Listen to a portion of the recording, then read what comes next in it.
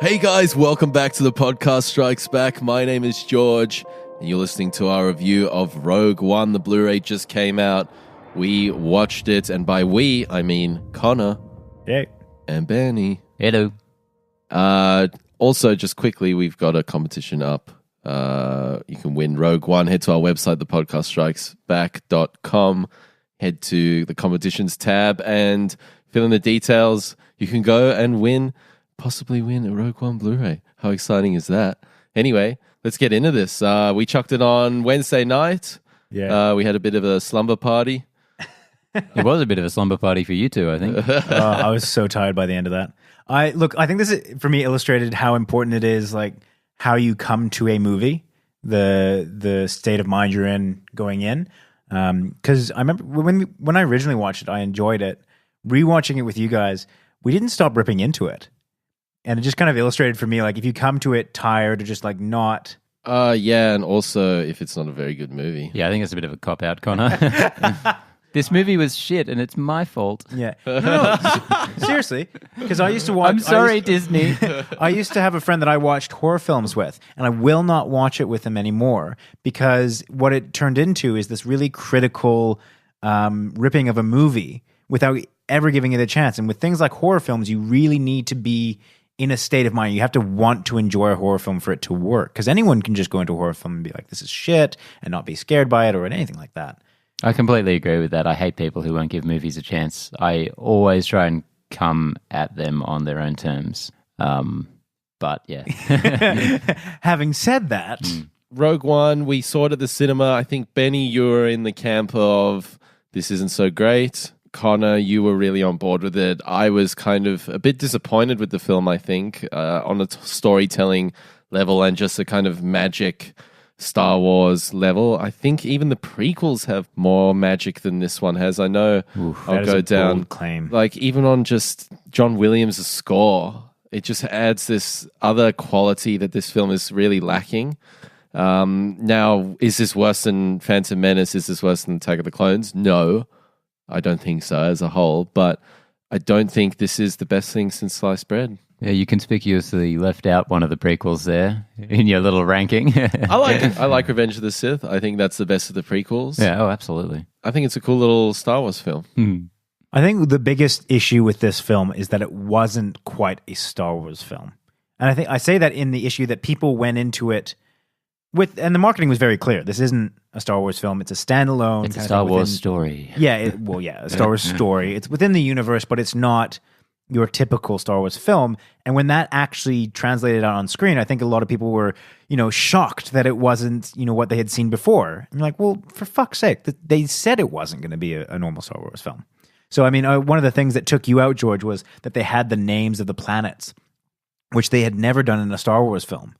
But I mean, that kind of makes sense because it's not a Star Wars film. I just didn't like anything about them putting the names in. I didn't like that they were spelling it out. I didn't like the font. I didn't like the ethos behind the decision. The one place that I guess they go back to the Yavin 4 in this, but they go to Mustafar in this and they didn't put the planet name up because of they didn't want to ruin the reveal of Vader being in the Bacta tank. But like, come on, man, like put it in or don't put it in. I don't know. I just didn't like it. I think you're pretty solidly in the camp of don't put it in. I hope they keep it out of episode 8 and just keep it for the Star Wars stories ones, because if they start definitely putting it in the episodes, I'm going to be raging. No way that's going to happen. But I think that, as you said, number 8 is part of that solid, straight-line Star Wars film. So you're going to get that kind of Star Wars magic that you mentioned was in the prequels. So yeah, I think that you need to approach this film very much as being its own little story, aside from that main line. I don't know what would you call it. What are the mainline Star Wars films? Mainline Star Wars films? I absolutely think that's how I came at it. Like, you're right. I was maybe a little cynical coming into it this second time watching it, but the first time I watched it, I remember it starting up and just getting the first scene kind of with Mads Mikkelsen and Ben Mendelsohn and stuff, and already kind of liking it more than episode 7, and thinking, okay, now this could be the one. They could be onto something here. And then for the next 90 minutes, just being really bored. and that was exacerbated watching it the second time. It's rare for me to not go see a big blockbuster like this 2 times in the cinema, because I get free tickets because I'm cool. Those days are past for us, George. Yeah. So it was really striking for me at the time, just having no desire to go see this a second time, and having to do it for the podcast was, in all honesty, a slog. You poor thing. Yeah, it's tough. It's Make you so watch tough. movies? Yes, Star Wars movies. Yeah, I saw Force Awakens 4 times in the cinema. Yeah. And I've seen it probably like 6 to 8 times on Blu-ray or Netflix. I saw it 3 in the cinema. I didn't even like it that much. But this one I only saw twice in the cinema, and I'm not really looking forward to watching it again. Look, I'll admit that there's certainly not the same energy in the first half of the film that there is in the second half. It does take a while for this movie to kind of gain speed. It doesn't gain speed, though. It's 0, and then it's 100 for like the last half hour. You said it right, Benny, on the night where really when the Battle of Scarif kicks in is where you feel like you're watching a Star Wars movie. You feel like you're watching a movie. That's what I said. I feel like I'm watching a movie finally, because before that it's just a slog. It's just meandering. Yeah. The first sort of 2/3 of it flip-flop between these scenes of absolute brilliance and excellence, and then it goes to Grand Moff Tarkin's face. You go, what is this? And then it'll go to some really cool world building, like the stuff with 2 tubes and just interesting stuff on Jeddah. So it's just some scenes just not complementing each other, and the trajectory of the plot just never really picks up speed. There's no kind of momentum behind this film. I feel like it's very sluggish. There were some very unnecessary scenes, I will admit that. The squid scene, I felt like that I didn't need to see that. That didn't play a really big part in it. And funnily enough, the scene that I like least in Force Awakens is the Rathars, the squid monsters in that. So get the squid stuff out of Star Wars. Get it out of there. It's tradition now. It's got to be in every one. I totally agree with you. I think there were some really good gems in this film. The stuff on Jeddah I really enjoyed. Let's talk about the good stuff, though. I think there's plenty of good stuff in this film. Don't get me wrong. First and foremost, I really enjoyed the Jeddah world building.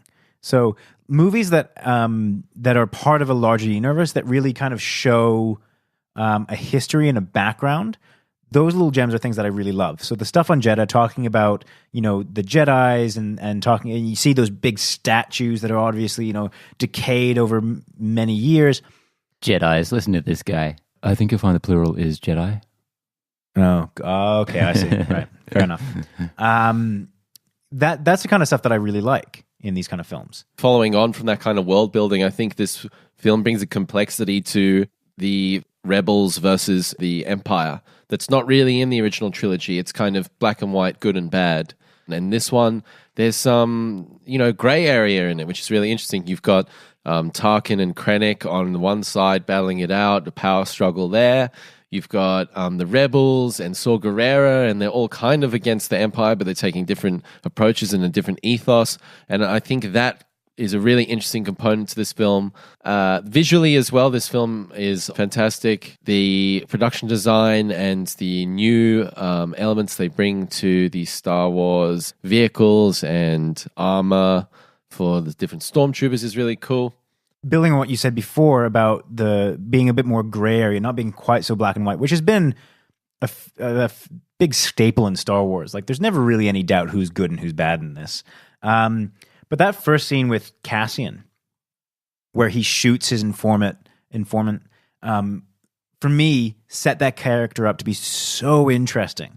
Like, I loved that idea that they're not doing this really black and white kind of painting of these characters. So that I thought was really well done. They didn't really do much with that character after that. Nope. I totally agree, and he does have a really good monologue in the ship where he says, I've been in this fight since I was 6 years old, and the way he delivers that line is very poignant, but they don't go anywhere with it. Yeah, see, that specific sequence I think is really good. I really like his end of the conversation, but I feel like Jyn Erso's responses are nonsense. You can't escape with words or whatever. It's like you can't talk your way out of this one. That's it's like, right, yeah.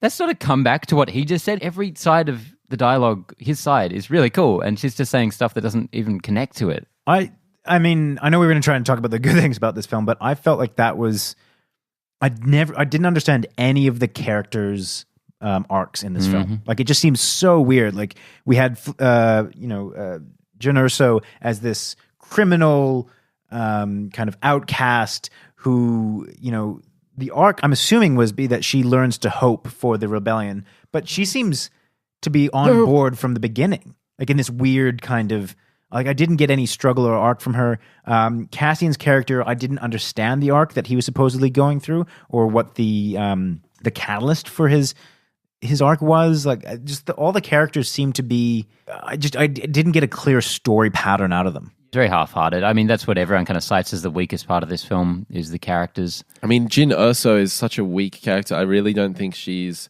anything special. I enjoy a character being one-dimensional if it doesn't need to be anything but one-dimensional. And I know it's a tradition here for me to mention Johnny Depp. So when I talk, when I talk Strap about in, Babel. Jack Sparrow, very one-dimensional. I mean, he's a complex character, but he's got his shtick and he does it, and it's great. But that's all he needs to be, is this weird character to the side. If you try and make that character anything more than he is, then that's where it starts to fail. It's the same thing with this. Like, so you've got characters like Donnie Yen, and I can't remember his friend. Who was it? Baze. Chirrut Imwe and Baze something. Yeah. God, I was so sick of how they kept saying all their names. Yeah. Like, it's like, buy the action figure. But those are like relatively one-dimensional characters, but I love them because they were what they set out to be. We need characters like Jyn Erso and Cassian to be more plot-driving, to be more three-dimensional, but they weren't. I think Jyn Erso should have been a little more spunky. I think she could have had a few more quips and been a little less sort of dry. She should have shot someone. I feel like that would have done it. Like, the two characters were really weird because you feel like on the offset, Cassian should have been the one that's saying, let's hope for the rebellion, let's like bring you on board, and been the catalyst for an arc for Jyn Erso, who should have started out really jaded, which they kind of set up for her to be. And then at no point did I understand it still boggles my mind. She's against the rebellion until she's not, suddenly. Yeah. And she's jaded, but she's not. Like, she's the hopeful one. Cassian is jaded, but he's also the one that is meant to make her not. I don't understand. Character stuff just doesn't work in this movie at all, which is a big problem when you've got an ensemble movie like this, where it's just all characters and the plot's not really doing much.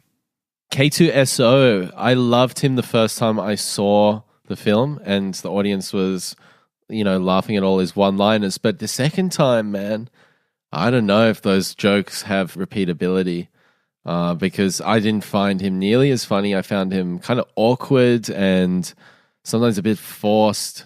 I think I laughed one time. That's when he threw a bag on the ground. Yeah, that tickled me for whatever reason.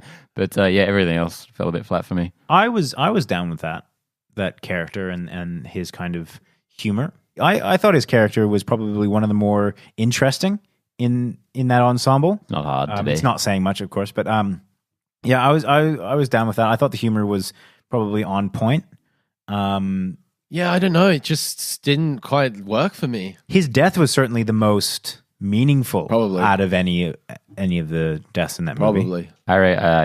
Didn't do anything for me. That the second time, I reckon Chirrut and Baze, their little scene. Okay, yeah, sorry, that is. I said at the time that was the first and only time I really felt any kind of feeling in the film. Definitely, I felt feelings. Yeah, I haven't felt feelings in years, but that'd do it. Yeah, yeah, I definitely agree with that. Are we still talking about good stuff in this movie? I think it's really hard to like pin down like something really good about this film without it being interfered with something that just kind of lets you down. That's that flip-flop thing I was kind of talking about. It's like moments of brilliance and great world building and seeing something so fantastic on screen, because I thought, as I said, the production design and that worn, original trilogy look was on screen and updated for 2016, 2017, the modern era. But beyond that, it just didn't do anything. Didn't do anything to tug me along. You got to be tugged. I'll say some stuff just because it's a very short list of good stuff for me, and then we can really start railing on it. But That's when we'll start reeling it. Oh yeah, I like the casting. No one in this film really felt like a kind of a hero archetype. It really did feel like that kind of the dark side of the rebellion. Even on a superficial level, I don't mean this in a mean way, but there's no kind of Harrison Ford, really handsome, charming person in there. They all feel like they should be background characters. Unfortunately, they were also written that way. But obviously, yeah, the movie looks pretty good. I wasn't really blown away by it. And yeah, I think I'm about done. One of the things that really pissed me off about this film was superficial nostalgia.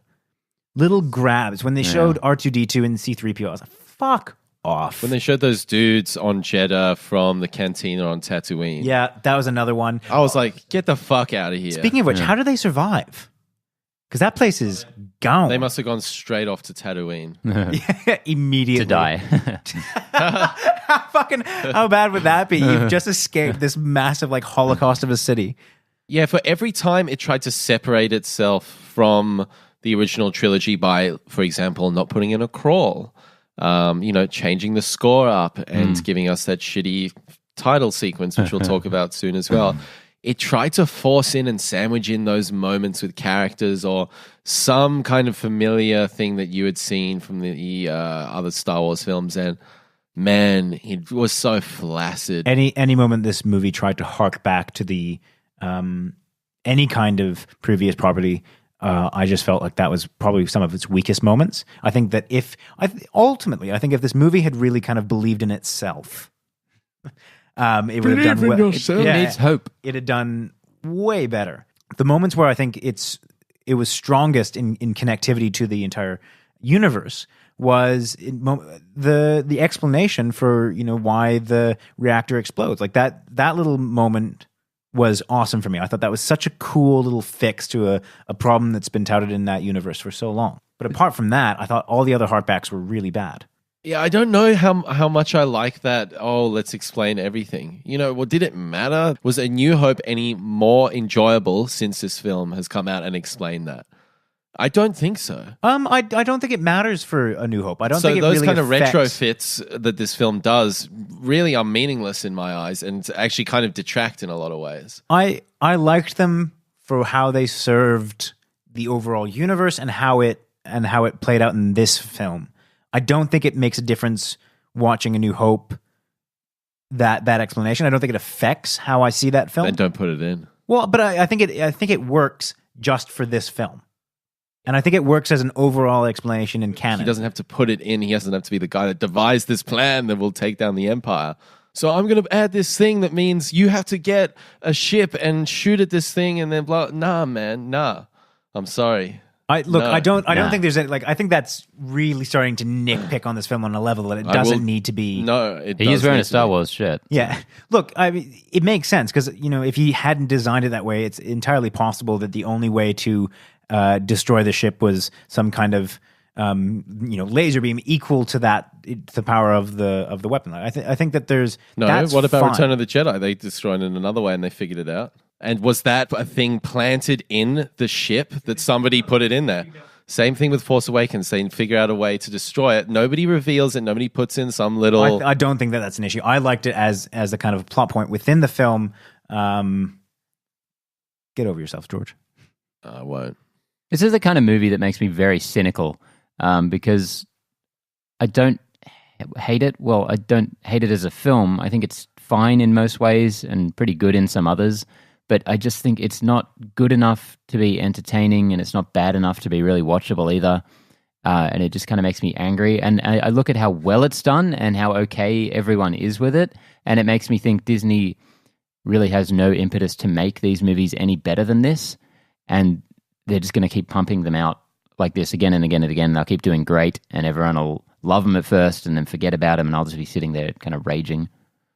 It's the 20th highest grossing film of all time. Not adjusted for inflation. So it's a success. I mean, on all they're fronts. doing fine. Yeah, financially, this film is a success. Yeah, but critically, it was as well. No one hated this film. Yeah, and I don't hate this film.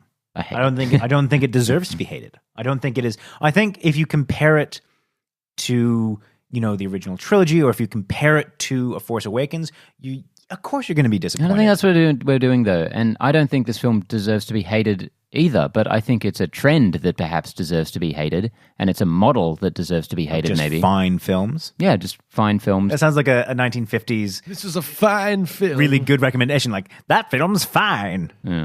Yeah, look, I think there's a couple of things that this movie could have done that would have just made it, 100% more watchable.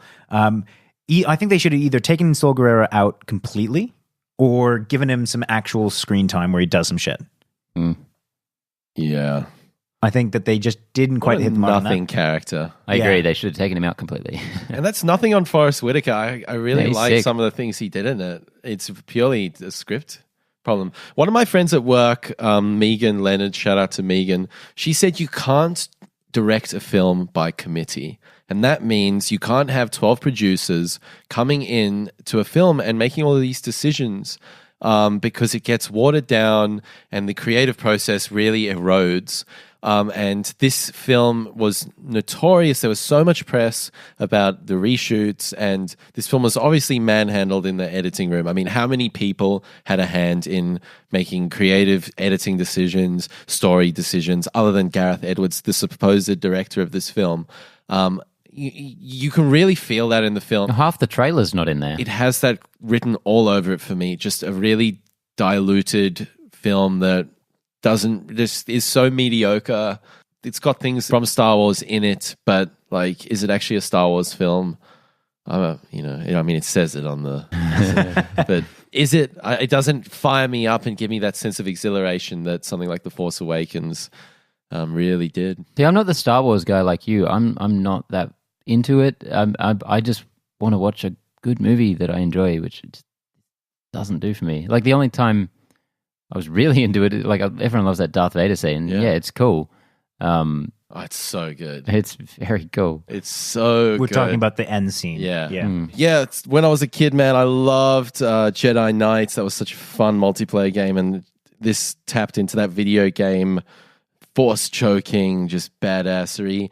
This film has a lot of video game tendencies in it. They have to go push this switch over here and get there and perform this task. That really did annoy me. Especially the handily grab the hard drive out of the middle cylindrical thing. I only accept that when it's Alec Guinness, like, twisting knobs. It's the only time that's passable. Twisting knobs, huh? Jeez. I still remember that scene. I don't know why I loved that scene so much when I was a kid, but just those kind of sound effects, like, as he's like pulling the knobs down. Got to stop saying knobs. We haven't even covered the nadir of this film, really. Grand Moff Tarkin. I don't even think we need to talk about it much because this is kind of the universally hated part. But, upon rewatching that looks so much worse than I agreed, remember. yeah. It looked a lot worse, I thought. I don't think that character should have been in there. I like the idea that they wanted to kind of connect them. If that was the actual actor playing that, or even if they had done makeup, like, I don't know, I would have been more accepting of that. Yeah, totally. They did makeup in episode 3 for Tarkin, and it looked fine. But the thing that worked with Revenge of the Sith was that you didn't zoom in on his face like this one does. It was from the back, and that's the way they should have done it. There's a great shot in this where you see his reflection looking. That looks fine. That's how they should have approached this. Like, don't do that whole reveal. Don't zoom in on his nose. Just keep it in check. They could have done this in a more tactical way. As I said, the shot of him looking in the glass, the reflection was really cool. They could have also done holograms. Easy way to put him in the story. Sweet, yeah. It's foolproof. The Star Wars holograms are very low res. What I honestly think they were doing, because they leaned so hard into it in this film, like, everyone comes out of it like, what were they thinking? I think they were really field testing the technology with a minor character, because they know a lot of these older actors are going to be falling off soon, and as we did sadly see a little while ago with Carrie Fisher, so they were seeing what the public response on a large scale would be to taking an actual actor and creating like just a CGI puppet of them, and the response was not good. Yeah, look, I agree. I think there's a tasteful way to do it. What they did with Princess Leia at the very end, I was okay with. Didn't like it. I mean, but realistically, it was a couple of seconds. It didn't have to be the best CGI I've ever seen. Like, I got the kind of hit out of it. It was fine. I didn't like it. I think if Grand Moff Tarkin wasn't in this film, that would have been talked about a lot more. Because, like, luckily for her, there was a much bigger distraction throughout the whole film, which was that terrible Tarkin. But if she was the only kind of CGI character in it, it would have been bad. Yeah, look, I thought because of the screen time, because of the nature of what was going on in that scene, I was okay with that. But it does really illustrate that they should not be animating Carrie Fisher in any kind of scenes that require her to be talking a lot in 8 or 9, because she's confirmed she will appear in episode 9. So yeah, so we'll see what happens with that. So I guess as a final question to you guys, how does Rogue One affect your confidence in future A Star Wars Story entries? So, we have Han Solo coming up. I'm pretty sure with Star Wars Celebration happening next week, we're going to get maybe an Obi-Wan or a Boba Fett Bounty Hunter announcement. These are all in the pipeline. How does Rogue One affect your confidence in those upcoming projects? I've pretty much stayed from day one that I think Han Solo film is such a risk. This one means nothing to me in terms of how that affects the rest of the films. Purely based on the premise of the rest of the films, they worry me a bit. Yeah, look, with the Han Solo one, I've pretty much maintained from day one that one worries me, just because of the way that they've structured it, the way that they've said that they're announcing with it's going to be over like 6 years and stuff like that. Not keen. I also think the Boba Fett one, I just don't think there's enough really with that character to make anything out of it. It would be an ensemble film, the rumors are. So Yeah, that makes it a little better in my eyes. Yeah, because this Rogue One ensemble film was great. Yeah, very true. But very I true. mean, the one that I actually would be keen on seeing is the Obi-Wan, because I think that's a character that you could do some cool stuff with in a time that you can really put any story in there and tie it in nicely. But in terms of how this affects any of the other standalones, I think the other standalones have issues of their own that worry me far more than how this one was dealt with. Maybe I'm being a little dramatic, but I feel like with every one of these new Disney Star Wars films, the overall kind of average quality of the Star Wars franchise goes down a little bit. And I hope that trend doesn't continue. I enjoyed Force Awakens quite a lot. I've kind of cooled on it a little bit since then. This one I didn't enjoy so much, and watching it a second time was tough. I'd never want to see it again, to be honest. So, I don't know, Episode 8 is going to have to be something special. All signs point to it being something special, so it's going to have to be, because the more and more this goes on, it just looks like they're just pumping out these products. Yeah, we'll see. We'll see Star Wars Celebration next week. Maybe we'll get an Obi-Wan announcement. So yeah, that's it for our Rogue One review. Damn, that was a bit of a downer, huh? Yeah. I think there was so much hope for this film, and the trailers were so fantastic. I've watched the whole arc for you, George. You were so keen for it. I remember you coming out of the cinema. You were pretty happy at the time as well, and it's just been downhill since then. Yeah, I really wanted to love Rogue One, but as you say, you get time to sort of digest the film, and watching this time, it wasn't anything fantastic. I even came into this podcast expecting to defend it a lot, and like I was gonna, I'm gonna kind of be the voice of reason. This movie isn't as bad as everyone thinks it is, and then just as soon as we start talking about it, bad shit comes out of my mouth. I'm like, oh no, it's too late. It's out there. It really just boils down to it's not a very fun film. It's just boring and dry, and no, it's not. Yeah, but hey. That's it for this episode. As we said at the beginning, go to our website, thepodcaststrikesback.com. Head to the competitions tab. You can win a copy of Rogue One on Blu-ray. How exciting. We haven't thought this through. You can win it. You can sell it if you want. It's worth a bit of money. What did I say just then? No, you said, well, I just realized that it's funny because we've just railed on this movie for half an hour. It's like, hey, you can win Rogue One. Yeah. We haven't thought this out very well. That's fine. If you haven't seen it, it's 10 out of 10. 10 out of 10. Enter the competition. Skip to this moment. I own it, and if you like it, comment below. Let us know, because I want to hear why you guys love it. I'm fascinated by how well received this film has been. Please try and convince us. Yeah, please. So yeah, that's it from me, Connor. Bye. Benny. See ya. Let's get some beers in. Woo!